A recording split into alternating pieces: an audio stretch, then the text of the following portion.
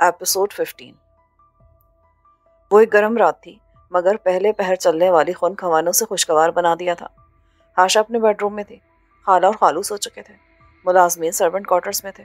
बस अख्तरी थी जो कॉमन रूम में सोफा कम बेड पर पड़ी थी। दीवार गिर खिड़की का थोड़ा सा पर्दा हटा हुआ था। गार्डन लाइट्स में पॉपुलर और सरों के दरख्त हौले हौले झूम रहे थे। 1 बजे के लगभग बैल हुई। दूसरी तरफ तैमूरी था। रस्मी कलमात के बाद वो बातचीत में मसरूफ हो गया। हाशा ने उसे बताया कि उसने वसीम को फ़ोन किया था। वसीम ने बताया है कि तैमूर भाई आए थे और एक मुलाजिम भी यहाँ छोड़ गए हैं। आप समझ ही गई होंगी, वो मुलाजिम घर के कामकाज में हाथ बटाएगा। लेकिन वो सिर्फ मुलाजिम ही नहीं है, वो रिटायर्ड फौजी है, औजीदार बंदा है। लाइसेंस याफ्ता पिस्तौल भी है उसके पास। बिलफर्ज अगर प्रोडक्शन हाउस वालों की तरफ से कोई वसीम को डराने धमकाने या नुकसान पहुंचाने की कोशिश करता है तो वो उसका दिफा कर सकता है और फौरी तौर पर मुझे इत्तला दे सकता है। तैमूर ने रवा लहजे में कहा। आज उसकी आवाज़ काफ़ी हद तक नॉर्मल थी। यूँ नहीं लगता था कि वो बंद मुंह के साथ बोल रहा है। कुछ देर तक केस के बारे में कदरे संजीदा नौयत की गुफ्तगू होती रही। फिर बातचीत का रुख हाशा और तैमूर के दरमियान होने वाली पहली मुलाकात की तरफ मुड़ गया, जब तैमूर ने शॉपिंग सेंटर में जाते वक्त अपनी पजारो अदील की गाड़ी के पीछे लगा दी थी और आनन फानन नौबत पिस्तौल निकालने तक पहुंच गई थी। तैमूर ने उस दिन पहली बार हाशा को अदील की गाड़ी में बैठे देखा था, लेकिन क्या वाकई उसने पहली बार देखा था? हाशा ने बिस्तर पर नींद दराज होते हुए कहा, तैमूर, आज एक बात मुझे सच सच बताइएगा। वादा करें, बताएंगे ना? सच के सिवा कुछ नहीं कहूँगा। क्या उस रोज़ पार्किंग लॉट में जो कुछ हुआ वो सब इत्तेफाक़िया था? मेरा मतलब है, कहीं ऐसा तो नहीं था कि आपने जानबूझकर? आप भी वादा करें कि नाराज़ नहीं होंगी। बताएं आप। नहीं होंगी। आपका अंदाज़ा दुरुस्त है, वो इत्तेफाक़िया नहीं था और ना ही मैंने उस रोज़ आपको पहली बार देखा था। वो जैसे सन्नाटे में रह गई। तो फिर कब देखा था पहली बार आपने? काफ़ी दिन पहले। और ये जो रिहाइश है आपकी, ये भी तो इसी सिलसिले की कड़ी नहीं है? आप सख्त सवाल पूछ रही हैं, मगर आपने नाराज़ ना होने का वादा किया है, इसलिए जवाब देने की हिम्मत कर रहा हूँ। ये रिहाइश भी आप ही की खातिर थी। मैं आपको जानना चाहता था, समझना चाहता था, किसी तरह आपसे रब्ता करना चाहता था। इसलिए मैंने वो सब कुछ किया जो मेरी समझ में है। इसके लिए मैंने कई तरह के पापड़ बेले। हो सकता है सुनकर आपको गुस्सा है, या हो सकता है हंसी है। ये जो मेरे पास पिकी फेस बिल्ली है ना, ये भी इसीलिए है कि आपके पास पिकी फेस रोशू था। अगर आप सच सच पूछ रही हैं आशा, तो फिर सच यही है कि ये सब कुछ आपसे राहो रस्म पैदा करने के लिए था, जबकि आप बहुत अच्छी तरह जानते थे कि मैं शादीशुदा हूँ। नहीं आशा, उस वक्त आपकी शादी नहीं हुई थी, बल्कि आपकी शादी का इम्कान भी नहीं था। कब कब की बात कर रहे हैं आप? बताऊंगा तो आप यकीन नहीं करेंगी। जहाँ बहुत सी हैरान कुन और नाकाबिल यकीन बातों पर यकीन करी हूँ, तो इस पर भी कर लूंगी। आपका अंदाज़ा क्या है? प्लीज़ पहेलियाँ मत बुझवाएं। फिर भी कुछ तो अंदाज़ा लगाएं। वो सोचने लगी। वो तहैया किए हुए थी कि आज गुफ्तगू को बिल्कुल सीधे साधे पैटर्न पर रखेगी, मगर ऐसा मौजू छिड़ गया था कि सारी एहतियात धरी की धरी रह गई। वो कुछ देर सोचने के बाद बोली, कहीं यूनिवर्सिटी में आपने देखा होगा मुझे? नहीं, उससे पहले। कॉलेज में? नहीं, उससे भी पहले। शायद आप सताने के मूड में हैं। नहीं आशा, मैं डर रहा हूँ कहीं आप मेरा मजाक न उड़ाने लगे। अच्छा, अगर आप ऐसा समझते हैं तो फिर रहने दें। लगता है आप नाराज़ हो गई। चले, तो मैं आपको बताता हूँ। अब यकीन करना या ना करना आपका काम है। आपको याद होगा, आज से 13-14 साल पहले आपकी रिहाइश कहाँ थी? किस शहर में थी? शायद डीजी खान में। बिल्कुल ठीक। आपके पापा बतौर डीएसपी वहाँ तैनात थे। आपके चाचा भी वहाँ हाजिर सर्विस पुलिस ऑफिसर थे। हाउसिंग सोसाइटी में आपको एक बड़ी कोठी रिहाइश के लिए मिली थी। कोठी के सामने एक वसी सरसब्ज लॉन था, जहाँ गुलाब, मोतिये, नरगिस और ट्यूलिप के फूल डूबते सूरज की रोशनी में दमकते थे। शाम के वक्त वहाँ आपकी फैमिली के बच्चे खेलते कूदते थे। आँख मिचौली, बर्फ पानी, क्रिकेट और फुटबॉल वगैरह। वहाँ नहायत चमकीले रंगों वाली खूबसूरत तितली उड़ती फिरती थी। आप क्या बातें कर रहे हैं? मेरी समझ में कुछ नहीं आ रहा। शाम को कोठी में दूध देने के लिए गवाला आता था। कोठी के बच्चों से दूध वाला अंकल भी कहते थे। उस दूध वाले अंकल का एक बेटा था, जरा सांवले रंग का। अपने बाल तेल में चुपड़े रखता था। एक साइड से मांग निकालकर कुछ बाल माथे पर गिरा लेता था। कपड़े मैले कुचैले होते थे, जूती अक्सर गर्द में अटी हुई। उसका बाप बाहर लोडर में बैठा रहता था और वो दूध वाला बर्तन लेकर गेट के अंदर आ जाता था। جب تک دودھ والا برتن خالی ہو کر واپس نہیں آتا تھا وہ وہیں ستون کے ساتھ کھڑا ہو کر کھیل میں مصروف خوبصورت بچوں کو دیکھتا رہتا تھا، اور اس چمکیلے پروں والی تلتی سے تو اس کی نگاہ ہی نہیں ہٹتی تھی۔ شاید آپ کو کچھ یاد آ جائے۔ دودھ فروش کے اس بیٹے کا نام شیرو تھا۔ آشا کے ذہن میں کچھ دھندلے سے تصورات ابھر آئے تھے۔ دودھ والے انکل کا کیچڑ آلود لوڈر، بن ڈھکن والی چمکیلی بالٹی، اس بالٹی کو دونوں ہاتھوں سے تھام کر آنے والا وہ گمسم سا لڑکا جو ستون سے کندھا ٹکا کر ان سب کو محویت سے دیکھتا تھا۔ پھر ایک دم ناگواری کی ایک لہر سی آشا کے دماغ میں ابھری۔ اسے وہ سب یاد آئے جو اس لڑکی کے ساتھ ہوا تھا۔ دھندے مناظر اس کے پردے تصور پر ابھرے۔ اس نے کوٹھی کے اندر تانگ جھانک کی تھی۔ چچا اور پاپا اسے پیٹ رہے تھے۔ پاپا سرخ چہرے کے ساتھ چلائے، عمر دیکھو اور کرتوت دیکھو۔ ایک اور آواز آئی، ہیئر اسٹائل دیکھو، امیتابھ بچن بنا ہوا اپنی طرف سے۔ پاپا نے کہا، سر منڈو کمینے کا، اور اس کے باپ کو بھی بلاؤ۔ روتا مچلتا شیرو، اس کی گردن پر ہیڈ مالی رمضان چاچا نے اپنا گھٹنا رکھا ہوا تھا۔ ڈرائیور شیر خان اس طرح سے اس کا سر مونڈ رہا تھا، ساتھ ساتھ اس کی پشت پر تھپڑ بھی مارے جا رہے تھے۔ پھر بچوں کو اندر بھیج دیا گیا تھا۔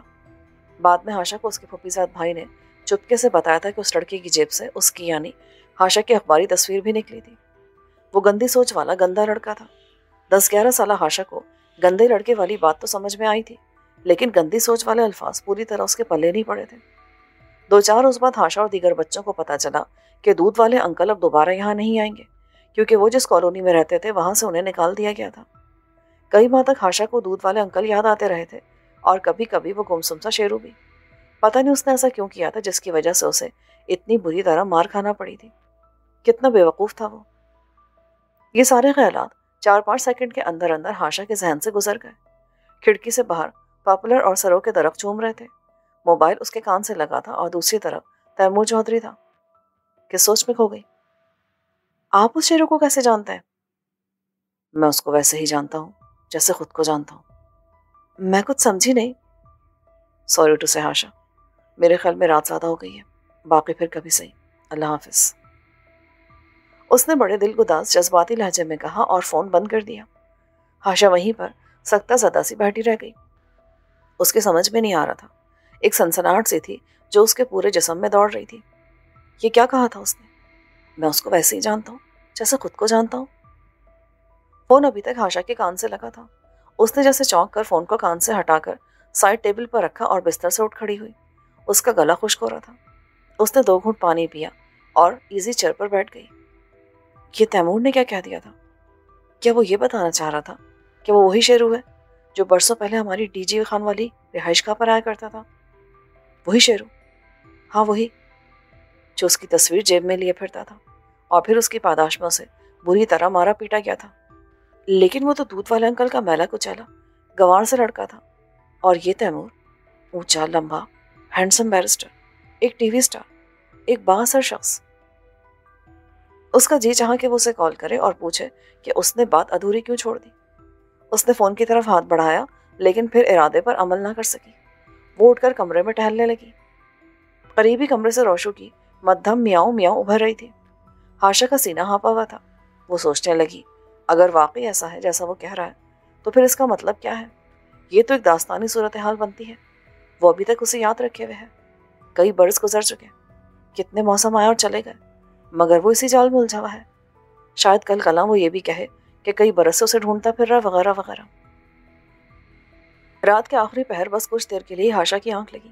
صبح اٹھی تو اٹھتے ساتھ ہی رات والی تہلکہ خیز گفتگو اس کے دل و دماغ پر حاوی ہونے لگی۔ یہ اس کے ارد گرد کیا ہو رہا تھا؟ یہ شخص کس طرح کا تانا بانا بن رہا تھا؟ اگر یہ واقعی وہی برسوں پہلے والا شیرو تھا تو کیا وہ کسی بری نیت سے اس کے پیچھے تھا؟ اس نے سن رکھا تھا کہ کچی عمر کے ناخوشگوار واقعات ذہن کی گہرائی تک سرایت کر جاتے ہیں۔ کسی وقت وہ ایک نفسیاتی مسئلے کی شکل میں شخصیت کے اندر جگہ بنا لیتے ہیں۔ اب آشا کو دھندلا دھندلا سب یاد آ رہا تھا۔ دودھ فروش شیرو کے ساتھ باپ، چچا اور گھر کے دوسرے افراد نے برا سلوک کیا تھا۔ اس کی اٹھک بیٹھک، اس کا رونا مچلنا، اس کا آدھا منڈا ہوا سر، بہت کچھ آشا کو یاد آ رہا تھا۔ کہیں یہ سب کچھ کسی منفی جذبے کی شکل تو اختیار نہیں کر گیا تھا؟ وہ جسے آشا کے لیے بے پناہ محبت کا نام دے رہا تھا، کہیں وہ انتقام کی کوئی شکل تو نہیں تھی؟ اس کا ذہن دور کی کوڑی لانے لگا۔ پھر اسے تیمور کی آنکھوں کی گہرائی میں کروٹ لیتی ہوئی نرمی، حلاوت اور انسیت یاد ہوئی۔ وہ مصنوعی جذبے تو نہیں تھے، اور وہ جو ایک بیتاب سی حرارت اس کے جسم سے پھوٹتی تھی اور ہاشا کی ہستی تک پہنچتی تھی، وہ بھی کوئی بناوٹی چیز تو نہیں تھی۔ ایک قدرتی تحریک اور دلکش ظاہریت تھی اس حرارت میں۔ وہ بری طرح خیالوں میں الجھی رہی۔ شکر کا مقام تھا کہ سائم گھر پر نہیں تھا، ورنہ ضرور اسے کنکھیوں سے دیکھتا اور مختلف اندازے لگاتا۔ چھوٹی بی بی جی، ناشتہ نہیں کرنا؟ ملازمہ یاسمین کی آواز نے اسے خیالوں سے چونکایا۔ اس نے گھڑی کی طرف دیکھا، 10 بجنے والے تھے۔ وہ سٹپٹا کر رہ گئی۔ 3 دن گزر گئے۔ تیمور کا فون آیا اور نہ ہاشا نے اسے فون کیا۔ دونوں طرف عجیب سی خاموشی تھی۔ کسی وقت ہاشا کو جھنجھلاہٹ سے ہونے لگتی کہ اس کا فون کیوں نہیں آتا۔ کیا وہ اسے جان بوجھ کر اپنے ادھورے فقرے کے اذیت ناک الجھاؤ میں رکھنا چاہتا ہے؟ فون نہ ہونے کی وجہ سے اسے وسیم والے کیس کے بارے میں بھی تازہ ترین صورتحال معلوم نہیں ہو سکی تھی۔ کل سے وہ وسیم کے بارے میں زیادہ پریشان تھی۔ اس کی والدہ بیجی کا فون آیا تھا اور انہوں نے بتایا تھا کہ 2-3 روز سے وسیم کو تیز بخار ہے، کچھ کھا پی نہیں رہا۔ رات کو کہیں اس نے خود اٹھ کر میز سے پانی کا گلاس پکڑنے کی کوشش کی اور بستر سے گر پڑا۔ اس کی کلائی میں فریکچر ہوا ہے، پلستر کرانا پڑا ہے۔ ہاشا وسیم کی عیادت کے لیے جانا چاہتی تھی، مگر عدیل اور پاپا کا ڈر بھی تھا۔ پتہ نہیں کس طرح انہیں اکثر باتوں کی خبر ہو جاتی تھی، اور وہ دونوں ہرگز نہیں چاہتے تھے کہ وہ بساط یا وسیم سے کوئی تعلق رکھے۔ دوپہر کا وقت تھا جب وہ موبائل پر بیل سن کر چونکی۔ اس نے موبائل اسکرین دیکھی۔ یہ وسیم کے بھائی عثمان کا نمبر تھا۔ رسمی کلمات کے بعد عثمان ایک دم خاموش ہو گیا۔ ہاشا جیسے تڑپ اٹھی۔ عثمان، وسیم بھائی ٹھیک تو ہے نا؟ ٹھیک تو ہیں آپ ہی، لیکن ٹھیک نہیں بھی ہے۔ ایسا کیوں کہہ رہے ہو؟ کل بیجی نے آپ کو کیا بتایا تھا؟ یہی کہ وہ بستر سے گر گیا ہے اور کلائی میں فریکچر ہوا ہے۔ نہیں آپ ہی ہاشا، وہ بستر سے نہیں گرے، انہوں نے خود اپنے ہاتھ پر چوٹ لگائی ہے، بلکہ چوٹیں کہنا چاہیے۔ وہ تو میں نے پکڑ لیا، ورنہ وہ بہت زیادہ نقصان کر بیٹھتے۔ خود چوٹیں لگائی ہیں؟ پر کیوں؟ جواب میں عثمان نے اشک بار لہجے میں جو کچھ بتایا اس سے پتہ چلا کہ بخار کی شدت میں وسیم بار بار بساط کا ذکر کر رہا تھا۔ کبھی اس پر غصہ ہوتا کہ وہ بے وفا نکلی ہے، اور کبھی اس سے معافیہ مانگنے لگتا کہ وہ اس کی توقعات پر پورا نہیں اتر سکا۔ پھر وہ رونے لگا اور بساط سے کہنے لگا کہ وہ اسے بس ایک موقع اور دے دے، وہ اسے کچھ بن کر دکھا دے گا، اسے اپنا بنا کر دکھا دے گا۔ کبھی وہ خود کو کوسنے لگتا، کبھی اس قلم کو جس نے اسے ناکامیوں کے سوا کچھ نہ دیا۔ دوائیوں کی وجہ سے شام کو بخار کم ہو گیا اور وہ سو گیا، مگر رات 12 بجے کے لگ بھگ پھر بخار چڑھ گیا۔ بخار کی مدہوشی میں اس نے اپنے صحت مند ہاتھ سے اپنے مفلوج ہاتھ کو اٹھایا اور کھڑکی کی چوکھٹ پر رکھ دیا۔ پاس ہی میز پر پتھر اور لکڑی کا بنا ہوا ایک چھوٹا سا گلدان پڑا تھا۔ اس نے یہ گلدان اٹھایا اور بے دردی سے اپنے ہاتھ پر ضربے لگانے لگا۔ ساتھ ساتھ وہ ہذیان بول رہا تھا، اس ہاتھ کو توڑ دوں گا جس نے قلم اٹھایا تھا، ریما کر ڈالوں گا اس کا۔ یہ سب سن کر ہاشا کی آنکھوں میں آنسو بھر آئے۔ دوسری طرف عثمان کی آواز بھی بھر آئی ہوئی تھی۔ وہ بڑے بھائی کے لیے ازحد پریشان تھا۔ اسے یوں لگ رہا تھا کہ کسی دن وہ اسے کھو دے گا۔ ہاشا نے اس کے ساتھ تسلی تشفی کی باتیں کی اور دلاسا دیا۔ اب ہاشا سے رہا نہیں گیا۔ دوپہر 4 بجے کے لگ بھگ اس نے چھوٹی کار نکالی اور وسیم کی عیادت کے لیے نکل پڑی۔ موسم ابر آلود تھا، بوندا باندی بھی ہو رہی تھی۔ تقریباً 1.25 گھنٹے کی ڈرائیو کے بعد وہ اچھرا کی اس گنجان آبادی میں پہنچ گئی جہاں وسیم کی رہائش تھی۔ تنگ گلیوں کی وجہ سے اسے کار تھوڑے فاصلے پر ہی کھڑی کرنا پڑی۔ چھتری لے کر وہ تھوڑا سا پیدل چلی اور وسیم کی رہائش گاہ پر پہنچ گئی۔ ڈور بیل دینے پر ایک بچہ باہر نکلا۔ ہاشا نے ڈیوڑی میں قدم رکھا اور بے طرح چونکی۔ اندر کمرے سے جو پاٹدار آواز سنائی تھی وہ تیمور کی تھی۔ اسے جیسے کرنٹ سا لگا۔ وہ چاہتی تھی کہ پلٹ جائے، مگر اسی دوران میں بیجی کی نظر اس پر پڑ گئی۔ وہ ہاتھ میں خالی ٹرے لیے کمرے میں سے نکلی تھی۔ ارے ہاشا بیٹی، تم یہاں کیوں کھڑی ہو؟ آ جاؤ نا۔ اب ہاشا کے پاس قدم بڑھانے کے سوا کوئی چارہ نہ تھا۔ بیجی نے اپنے جھریوں بھرے کمزور ہاتھ کے ساتھ اس کے سر پہ پیار دیا۔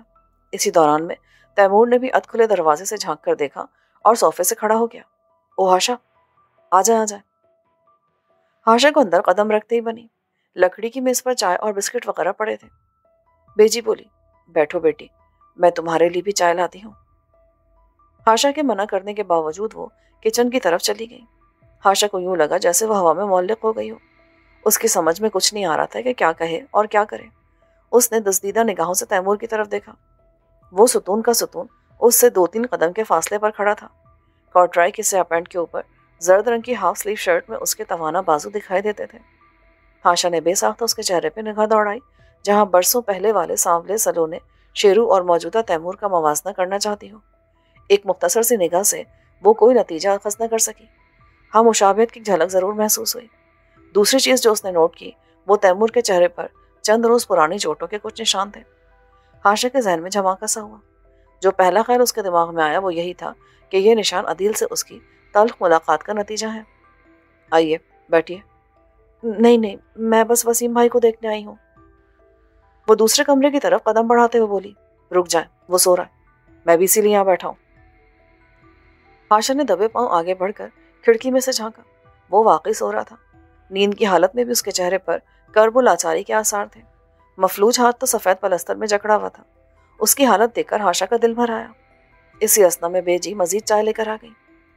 بیٹھ جاؤ بیٹی، یہ چائے پیو، 1-1.5 گھنٹہ تو ہو گیا ہے، اب میں اس کو جگا دیتی ہوں۔ نہیں نہیں بیجی، اس کی ضرورت نہیں ہے، سونے دے انہیں۔ بیجی کو معلوم تھا کہ ہاشا کی وجہ سے تیمور جیسا بڑا وکیل ان کے بیٹے کے لیے کوشش کر رہا ہے۔ وہ ان دونوں کی یہاں موجودگی پر خوش نظر آتی تھی۔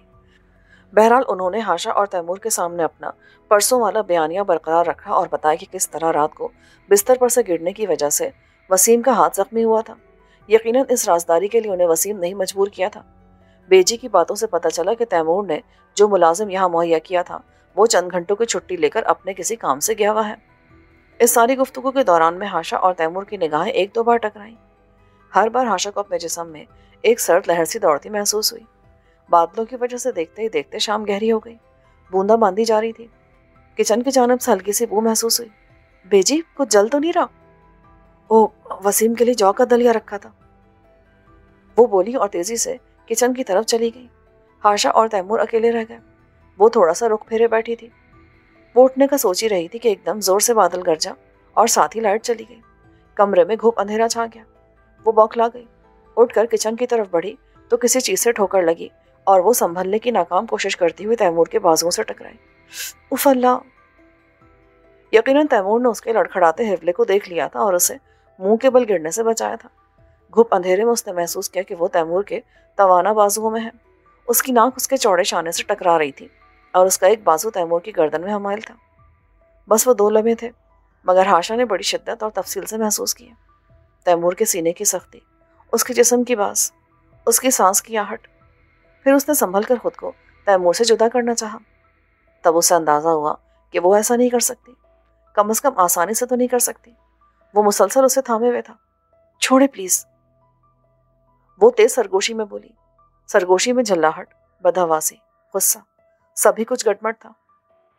تب جیسے ایک دم کسی نے ہاشا کے رخسار کو گرم لوہے سے داغ دیا۔ یہ گرم لوہا نہیں تھا، یہ بیرسٹر تیمور چودھری کے تپے ہوئے ہونٹ تھے۔ چند ثانے کے لیے تو وہ سکتہ زدہ رہ گئی۔ وہ اس کے سینے سے پیوست تھی۔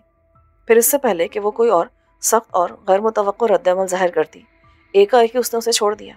میں آ گئی بیٹا جی، میں آ گئی۔ بیجے کی آواز تھی جو ایک موم بتی کے ساتھ دروازے پر نمودار ہو رہی تھی۔ ہاشا جلدی سے پیچھے ہٹ کر کھڑی ہو گئی۔ موم بتی بیجی کے ضعیف ہاتھوں میں کانپ رہی تھی۔ تیمور نے جلدی سے آگے بڑھ کر موم بتی تھامی اور ایک کارنس میں لگا دی۔ بیجی، ذرا میری بات سنیے، ہاشا نے لال بھبوکا چہرے کے ساتھ کہا اور دروازے کی طرف قدم بڑھائے۔ بیجی اس کے تاثرات دیکھ کر تھوڑا سا چونکی اور پھر اس کے پیچھے پیچھے برآمدے میں آ گئی۔ خیریت تو ہے ہاشا پتر؟ ہاں بیجی، ایسی کوئی بات نہیں، مجھے ذرا جلدی جانا ہے، میں پھر چکر لگاؤں گی۔ وہ خود کو بمشکل سنبھالتے ہوئے بولی۔ اس نے چھتری کھولی اور بیجی سے اجازت لے کر باہر نکل آئی۔ اس کا جسم جیسے لرز رہا تھا۔ جب وہ تنگ گلی میں سے نکل کر اپنی کورے گاڑی میں بیٹھ رہی تھی تو کچھ فاصلے پر کھڑا ایک شخص اپنی چھتری کی اوٹ سے اسے دیکھ رہا تھا۔ وہ کوئی غیر نہیں تھا، اس کا اپنا ہی تھا۔ ہاشا کا شوہر سائم فطری طور پر ایک سہل پسند اور کم ہمت شخص تھا۔ یہی وجہ تھی کہ اس کے ہونٹ خشک تھے اور الفاظ جیسے گلے میں اٹک کر رہ گئے تھے۔ وہ ایک فائل پر دستخط کرانے کے بہانے اپنے سسرال میں آیا تھا اور اب بند کمرے میں اپنے سسر سجاد شاہی کے روبرو بیٹھا تھا۔ سجاد شاہی نے اسے غصیلی نظروں سے گھورا اور بولے، اب منہ سے کچھ پھوٹ بھی چکو، کیا آفت آن پڑی ہے؟ وہ سائم نے تھوک نکلا، خالو جان، میں پچھلے 6-7 ہفتوں سے بہت ٹینشن میں ہوں۔ کئی بار آپ سے بات کرنا چاہی مگر ڈرتا رہا کہ کہیں آپ اس سے کوئی غلط مطلب نہ لے لیں۔ میں خدا نخواستہ ہاشا پر کوئی الزام تراشی نہیں کر رہا، میں صرف آپ کو حقیقت حال بتانا چاہتا ہوں تاکہ آپ اس کا سدباب کر سکیں۔ وہ خاموش ہو گیا۔ سجاد شاہی چونکے ہوئے نظر آنے لگے۔ اس کے ساتھ ہی سوجی سوجی آنکھوں میں ایک طرح کی برہمی بھی نمودار ہو گئی۔ اب کچھ بولو بھی۔ خالو جی، میں چاہتا ہوں کہ یہ بات صرف میرے اور آپ کے درمیان رہے۔ میں آشا کی ذرا سی بھی دل آزاری برداشت نہیں کر سکتا اور نہ ہی اس کی ناراضگی افورڈ کر سکتا ہوں۔ دراصل وہ ایک بار پھر کہتے کہتے خاموش ہو گیا۔ خالو سجاد کی خشمگین نظریں اس پر جمی تھیں۔ اسے خدشہ محسوس ہوا کہ اس نے ذرا لمبا توقف کیا تو وہ پھٹ پڑیں گے۔ وہ لڑکھڑاتی آواز میں بولا، خالو جان، آپ نے اور عدیل نے آشا کو بساط کے گھر جانے سے منع کر رکھا ہے، لیکن وہ وہاں جاتی رہی ہے اور اب بھی جاتی ہے۔ بات صرف یہاں تک بھی ہوتی تو بھی شاید میں آپ کو نہ بتاتا، لیکن ایسا نہیں ہے۔ شاید آپ کو سن کر حیرانی اور صدمہ بھی پہنچے کہ بساط کے کزن کے لیے جو وکیل تیمور چودھری کھڑا ہوا ہے، اس کا انتظام بھی آشا نہیں کیا ہے۔ سجاد صاحب کے چہرے پر خون کا دباؤ بڑھ گیا۔ یہ کیا کہہ رہے ہو؟ کیسے ہو سکتا ہے یہ؟ ایسے ہی ہوا خالو جان، میں ایک بار پھر ہاتھ جوڑ کر کہتا ہوں، خدا نہ خواستہ میں آشا پر کوئی الزام نہیں لگا رہا، لیکن یہ بندہ تیمور ٹھیک نہیں ہے۔ یہ مختلف بہانوں سے آشا کو بار بار فون کرتا ہے، اس سے رابطے بڑھانے کی کوشش کرتا ہے۔ بڑا عیار اور تیز شخص ہے۔ میری تو کچھ سمجھ میں نہیں آ رہا کہ میں کیا کروں۔ تم جانتے ہو کہ تم کیا کہہ رہے ہو؟ جی ہاں، اگر بات حد سے نہ بڑھتی تو میں کبھی اب تک پہنچاتا نہیں۔ کسی وقت تو مجھے لگتا ہے کہ اس نے آشا کو بری طرح الجھا کے رکھ دیا، وہ نہ چاہنے کے باوجود اس کی باتوں میں آ رہی ہے۔ سجاد صاحب کے چہرے پر اب ہجیانی تاثرات تھے۔ انہوں نے سائم کی طرف انگلی اٹھا کر خوفناک لہجے میں کہا، دیکھو سائم، ثبوت کے بغیر کوئی بات نہ کرنا، ورنہ قیامت آ جائے گی تمہارے لیے۔ سائم لرس کر بولا، خالو جان، ثبوت بھی ہے میرے پاس، بلکہ ایک ثبوت تو کل بھی ملا ہے۔ کل آشا اس رائٹر وسیم کی خبر گیری کے لیے اس کے گھر اچرا گئی تھی۔ تیمور چودھری بھی وہاں پہلے سے موجود تھا۔ شک کی وجہ سے میں آشا کے پیچھے گیا تھا۔ میں نے سب کچھ اپنی آنکھوں سے دیکھا ہے۔ وہ آدھا پون گھنٹہ وہاں رہنے کے بعد واپس آئی۔ اس کے جانے کے کچھ ہی دیر بعد تیمور بھی اسی گھر سے نکل کر گیا ہے۔ ایسی ملاقاتوں کے بارے میں وہ مجھے کچھ نہیں بتاتی۔ سجاد صاحب نے اسے خشمگین نظروں سے دیکھا، جیسے دل میں کہو، لعنت ہو تمہارے شوہر ہونے پر۔ اپنے تیش کو بمشکل سنبھالتے ہوئے وہ بولے، تم خود بتا رہے ہو کہ وسیم کے لیے اس وکیل کا انتظام آشا نے کیا ہے۔ ہو سکتا ہے وہ اسی کیس پر ڈسکس کرنے کے لیے وہاں گئی ہو۔ آپ بجا فرما رہے ہیں، میں خود بھی اسی طرح کے اچھے امکانات ذہن میں لاتا رہا ہوں، مگر کچھ چیزوں کو جھٹلانا ممکن نہیں ہے۔ اس نے گردن جھکائے جھکائے گمبھیر لہجے میں کہا، پھر کانپتے ہاتھوں سے ایک USB سجاد صاحب کی طرف بڑھا دی۔ کیا ہے یہ؟ کچھ دن پہلے میں نے آشا کی بے خبری میں اس کے فون پر ایک ایپ لگا کر اس کی باتیں سننے کی کوشش کی تھی۔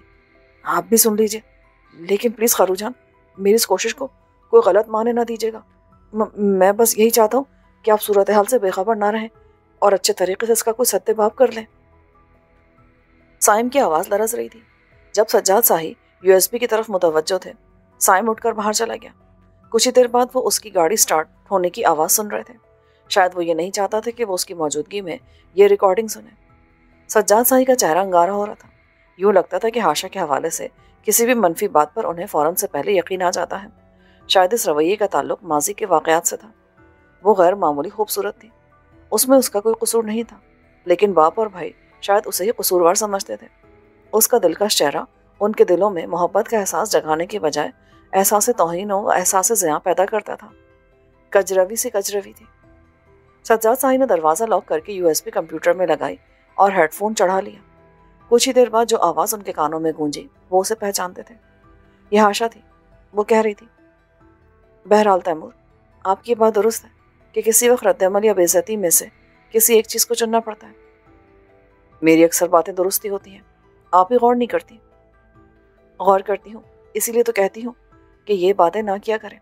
یہ سب کچھ میرے لیے اور آپ کے لیے بڑی مصیبت کھڑی کر سکتا ہے، بلکہ شاید آپ کے لیے زیادہ۔ ایسی بات کے جواب میں تو فوراً مغل اعظم کا گانا زبان پر آ جاتا ہے، جب یوں کیا تو ڈرنا کیا۔ آپ جیسے لوگ گانا یاد رکھتے ہیں لیکن مغل اعظم کو یاد نہیں رکھتے، حالانکہ آپ کا مطالعہ کافی سے زیادہ وسیع ہے۔ اپنے ایک شو میں آپ نے اکبر اعظم کی سخت گیری پر کافی روشنی ڈالی ہے۔ کچھ دیر اسی طرح کی باتیں ہوئیں، پھر مردانہ آواز نے مسکراتے لہجے میں کہا، ہاں یاد آیا، کل سائم سے بھی بات کی تھی میں نے، لیکن اب کیا کروں، یقین کریں آپ کی عادت ہو چکی ہے، بہت زیادہ۔ آخری الفاظ جذباتی سرگوشی کے انداز میں کہے گئے تھے۔ یہ انداز بہت کچھ سمجھا رہا تھا۔ سجاد صاحب کی آنکھوں میں ایک آتش سی بھڑکنے لگی تھی۔ हाशा जब से वसीम के घर से लौटी थी उसकी हालत अजीब थी। रात का बेशतर हिस्सा उसने जागते ही गुजारा था। कुछ अजीब सी कैफियत थी जिसमें गुस्सा, तौहीन, खौफ का एहसास, वारदात क़ल्ब, बहुत कुछ शामिल हो गया था। उसने क्यों किया ऐसा? वो क्यों बाज नहीं आ रहा? क्या वो नहीं जानता कि वो किस फैमिली की मेंबर है? उसका ये चालान एक बहुत बड़ा तूफान बर्पा कर सकता था। वो क्यों अपनी आक़िबत ख़राब करने पर तुला हुआ था? किसी वक्त उसका दिल चाहता कि वो उसे ऐसा मुंह तोड़ मैसेज भेजे जिसके बाद उसे कभी उससे राब्ता करने की हिम्मत ना हो। वसीम के केस का कोई और हल भी निकाला जा सकता था। रुपया हो तो बड़े से बड़ा वकील खड़ा किया जा सकता है। उसने अपना फ़ोन चेक करने के लिए बाएं बाजू को हरकत दी तो बगल से ज़रा नीचे पहलू की बालाई पसलियों पर ऐंठन का एहसास हुआ। ये वही जगह थी जहाँ कुछ अर्सा पहले तैमूर और अदील की लड़ाई छुड़ाने की कोशिश में नील पड़ा था और तादेर कायम रहा था। वसीम के घर कल रात वाले वाक़े में शायद फिर उसी जगह पर दाब आई थी। उसने दबा कर देखा, दर्द हो रहा था। कमरे का दरवाज़ा मुकफ़्फ़ल था, खिड़कियों के पर्दे भी बराबर पड़े थे। वो उठकर ड्रेसिंग के आईने के सामने जा खड़ी हुई। वो क्रीम रंग के स्लीपिंग गाउन में थी, बाल शानों पर बिखरे थे। उसने गाउन की डोरी ढीली की और एक जानिब नीचे गिराकर दर्द वाली जगह को देखा। हाँ, कि बिल्कुल वही जगह थी जहाँ कुछ अर्सा कबल तैमूर की कोहनी लगी थी। अब कल रात ये चोट फिर से ताज़ा हो गई थी। तकरीबन वैसा ही नील फिर नजर आ रहा था। उसने दबा कर देखा। एक तेज चुभता हुआ लेकिन मीठा दर्द पूरे सरापे में फैल गया। पता नहीं क्यों उलझन और हया का रंग उसके चेहरे पर बिखर गया। फातिया मेरा दामन, रास्ते मेरी बाहें, जाओगे मेरे सिवा तुम कहाँ? उसने जल्दी से गाउन बराबर कर दिया। बेसाख्ता उसका जहन उन लम्हों के बारे में सोचने लगा जब वो अंधेरे में लड़खड़ा कर तैमूर की बाहों में गिरी थी। वो लम्स, वो मजबूत गिरफ्त, वो जिस्म की बास, वो सांस की आहट, वो सभी कुछ उसके तसव्वुर में चमक गया था। अगले 24 घंटे उसने शदीद गर्व के आलम में गुजारे। उसे महसूस होता था जैसे उसके बाएं रुखसार पर मुहर सी लगी है जो हर किसी को नजर आ सकती है, उसके शौहर साइम को भी। कर्ब को तो झेलना मुश्किल होता ही है, उसका छुपाना भी एक अजाब होता है। वो साइम और दीगर घर वालों के सामने नॉर्मल नजर आने की कोशिश कर रही थी। इन 24 घंटों में उसके अंदर एक जंग सी जारी रही। वो निढाल सी हो गई और जब वो किसी शदीद कशमकश की वजह से निढाल हो जाती थी तो उसका जहन आप ही आप अंदरूनी सहारों की तरफ चला जाता था। वो किसी मुलाजिम या मुलाजमा को साथ लेती थी और गाड़ी में बैठकर निकल जाती थी। रास्ते में उसे जहाँ कहीं कोई मफलूकुल हाल लेकिन मेहनत का शख्स नजर आता, वो चुपके से उसकी माली इमदाद कर देती थी। कोई उमर रसीदा किराना फरोश, कोई रेहड़ी बान, कोई खांचे वाला। अपने जहनी दबाव को कम करने के लिए वो आज भी निकल खड़ी हुई। मुलाजिम आबिद को उसने अपने साथ ले लिया। 1-1.5 घंटे में उसने 8-10 हज़ार रुपए तकसीम कर दिए। तब अचानक उसका ध्यान गार्डन वाली जाहिदा की तरफ चला गया। वो आंटी महनाज की नई मुलाजमा थी और जिचकी में पेचीदगियों की वजह से बीमार थी। इससे पहले भी हाशा ने अख्तरी के जरिए उसे कुछ रुपए भिजवाए थे और उसका बहुत बहुत शुक्रिया भी आया था। अब वो गार्डन सिटी के करीब से ही गुजारी थी। उसने गाड़ी की अगली सीट पर बैठे आबिद से पूछा, मैडम महनाज के घर का पता है तुम्हें? जी हाँ, ज़्यादा दूर नहीं है यहाँ से। थोड़ी देर बाद वो हाउसिंग सोसाइटी में आंटी महनाज की कोठी के सामने खड़ी डोरबेल बजा रही थी। आंटी का मुलाजिम हाशा को अंदर ले गया। आबिद को हाशा ने बाहर गाड़ी में ही बैठा रहने दिया। आंटी महनाज के बारे में पता चला कि वो फैशन डिज़ाइनिंग के एक एडवांस कोर्स में शिरकत के लिए आज सुबह ही इस्लामाबाद गई हैं। हाशा ने मुलाजिम से कहा, वो नई लड़की जाहिदा इधर ही है? हाँ जी, बुलाऊं उसको? हाँ, अगर आसानी से आ सकती है तो बुला लो। अभी आया जी। 2-3 मिनट बाद जो सरोकत लड़की मुलाजिम के साथ ड्राइंग रूम में दाखिल हुई, उसे देखकर हाशा दंग रह गई। उसे अपनी निगाहों पर भरोसा नहीं हो रहा था। उसके सान गुमान में भी नहीं था कि वो उसे यहाँ देखेगी। ये शगुफ्ता थी, हाशा के मैके की वही मुलाजमा जो बाद अज़ां पापा की मुखबिर साबित हुई थी।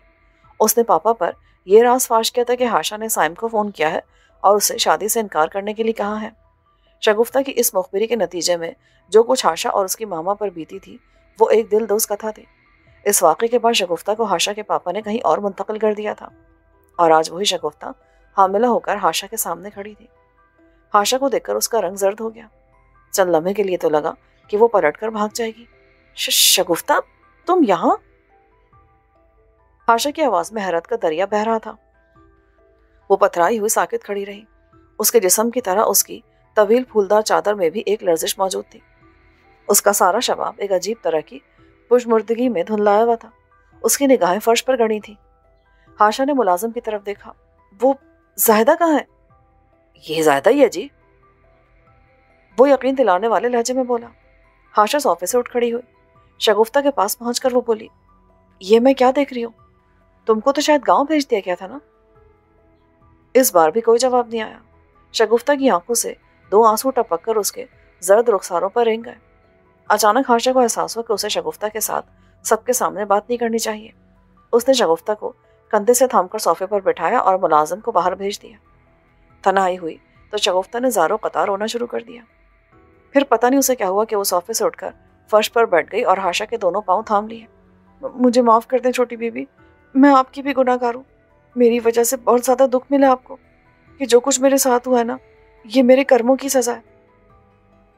ہاشا نے اسے بمشکل اٹھا کر پھر صوفے پر بٹھایا اور ملازمہ کو آواز دی کہ وہ پانی لے کر آئے۔ شگفتہ ہچکیوں سے رو رہی تھی۔ پانی اور ٹشو وغیرہ دینے کے بعد ملازمہ ہاشا کے اشارے پر پھر باہر نکل گئی اور دروازہ بھیڑ دیا۔ تم یہاں کیسے پہنچے شگفتہ؟ ہاشا نے دھیمی آواز میں پوچھا۔ اس نے ایک بار پھر ہاشا کے سامنے ہاتھ جوڑ دیے۔ پلیز بی بی جی، اگر آپ کو میرا پتہ چلی گیا تو مجھ پہ رحم کریں، مجھے میرے حال پہ چھوڑ دیں، ورنہ میری مٹی اور زیادہ خراب ہو جائے گی۔ آپ کے پاپا مجھے وہ مجھے ہاشا کو صورتحال کی سنگینی کا احساس پوری شدت سے ہو رہا تھا۔ جو گفتگو اپنی اس سابقہ ملازمہ سے کرنا چاہ رہی تھی، اس کے لیے ڈرائنگ روم مناسب نہیں تھا۔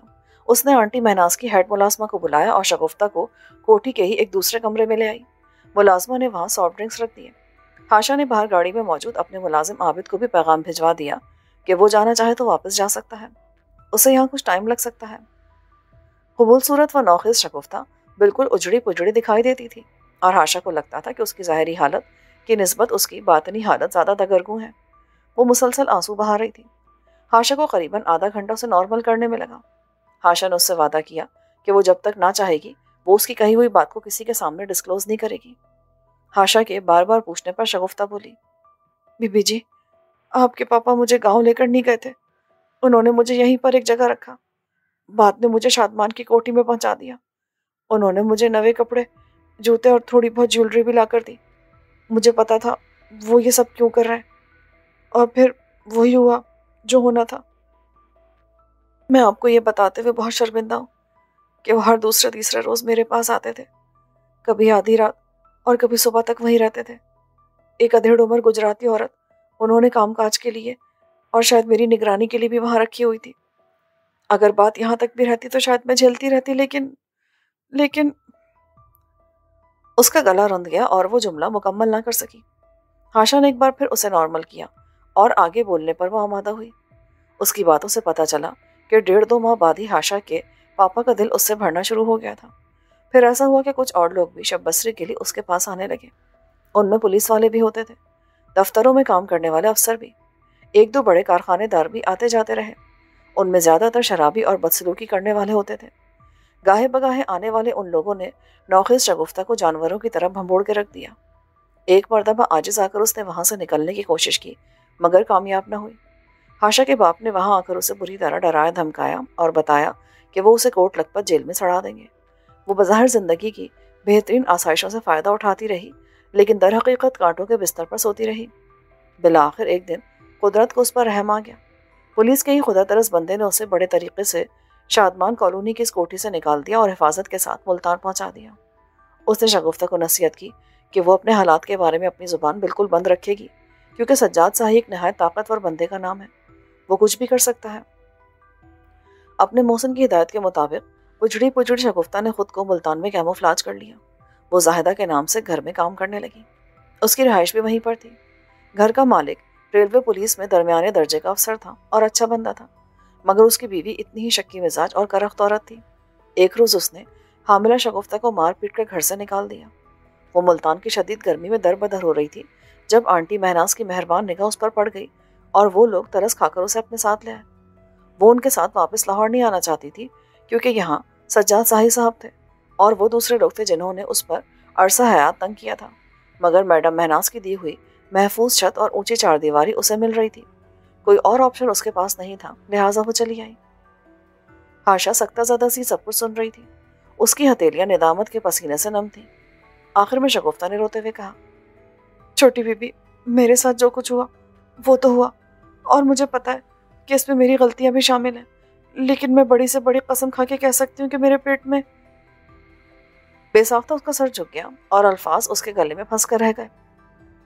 بات مکمل کرو شگفتہ، میں تمہاری بات سن رہی ہوں اور یقین بھی کر رہی ہوں۔ وہ حوصلہ جمع کر کے بولی، بی بی جی، میرے پیٹ میں جو بچہ ہے نا، وہ مالک کا ہی ہے، وہ ان کا ہی خون ہے۔ ہاشا اس کا اشارہ سمجھ رہی تھی، وہ اس کے پاپا کی ہی بات کر رہی تھی۔ ہاشا سکتہ زدہ اور دکھ کے گمبھیر حصار میں تھی۔ یک موبائل پر آنے والی کالوں سے سر تاپا دہلا دیا۔ یہ اس کے پاپا کی ہی کال تھی۔ وہ مضبوط لڑکی تھی، مگر باپ کا خوف پل بھر میں اس پر مسلط ہو جاتا تھا۔